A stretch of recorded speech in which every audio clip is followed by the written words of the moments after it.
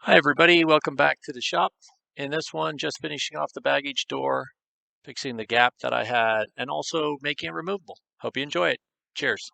Hey everybody, I figured I'd show you this. Finally back to the baggage door. I figured out how to fix it, and I'll get to that in a little bit.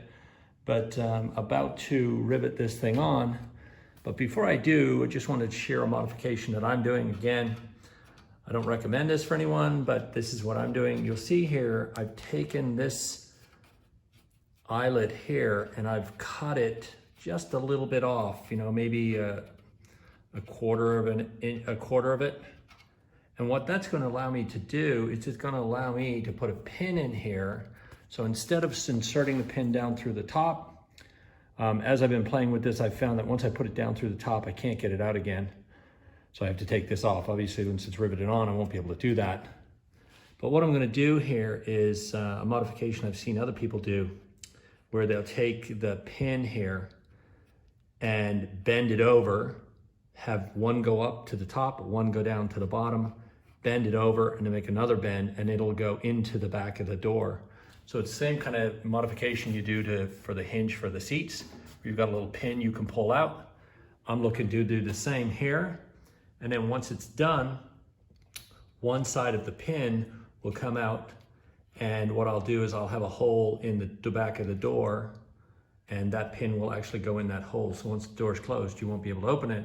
But if you open the door, you'll be able to just bend it out and slide it back down. Anyway, I thought I'd share this, but next, got to rivet it on. But I only modified the one hook here. And the reason I did that is if you don't, what's going to happen is if you just cut that hook off like you do for the floor, then you're going to leave a hole here, and that won't be good. It just won't look right. So instead, you just cut a portion of it off on the back, and I just cut it off with the Dremel tool. And then once you've got that done, it looks like it's complete on this side, but on the back side, it won't be. Anyway, as I move along through it, I'll share more with you. Enjoy. Okay, another update on the door. A couple of things. So I decided that I was going to make it removable, so I put these pins in here. If you can see me just kind of pulling that pin out. What I actually did is I filed off just a quarter of these two little tabs here, right? These eyelets. And then I filed off one on the plane as well, right here. So between the three of them, it gives me enough room to be able to slide it down. You'll notice I left it on the outside so that I didn't have a gap, right? So when the door is closed, you're not going to see a gap. So then what I did is I made these pins, kind of like we did with the seats. You insert the pin in, like so. And once you have the pin in, the pin will actually go into this hole, and there you have it. And now with the door closed, it's not possible for this to come apart, but if I want to take it apart, I can open the door and pop this out. And then the other one just slides in the bottom.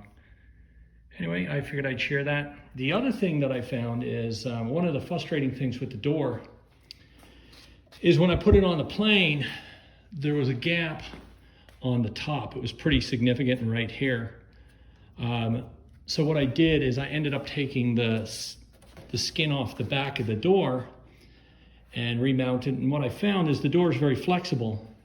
And so if you looked at it, you could push it in and it was perfect. As soon as you started clecoing this back panel on, it came out of alignment again. And that's because these are bent and riveted together. Depending on how accurate that bend is, it throws it off slightly. So what you can do, or at least what worked for me, is I put a couple of the clecos on the door, and then everywhere the holes lined up perfectly, I put a cleco in. And where they didn't, that's where I knew I had the problem. And as soon as I put that cleco in, it was going to pull the door out of shape again.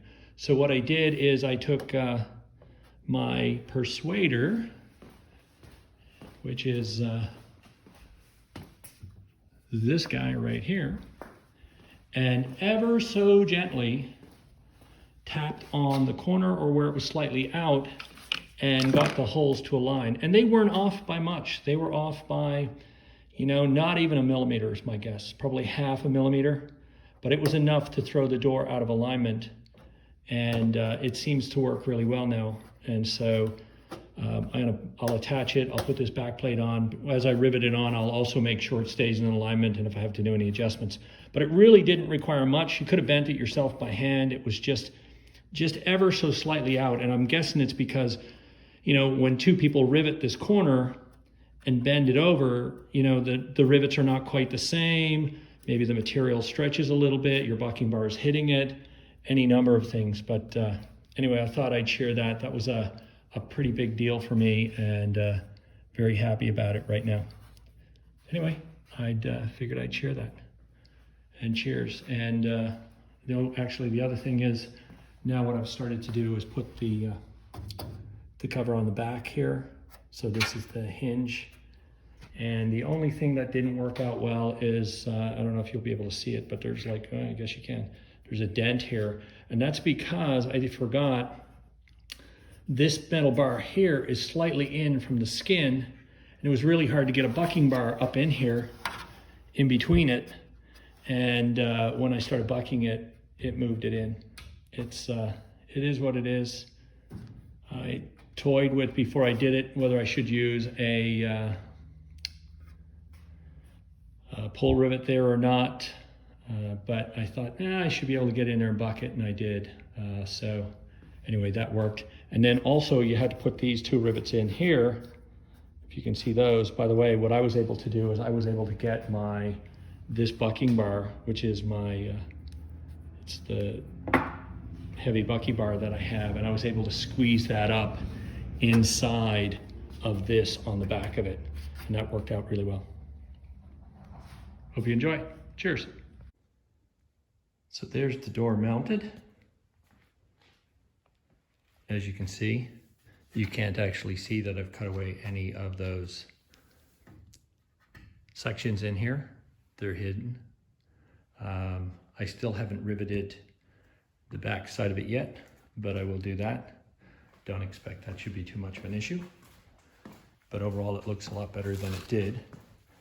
And then over here, the other piece that I've got done is the left baggage cover. I've got that mounted on here.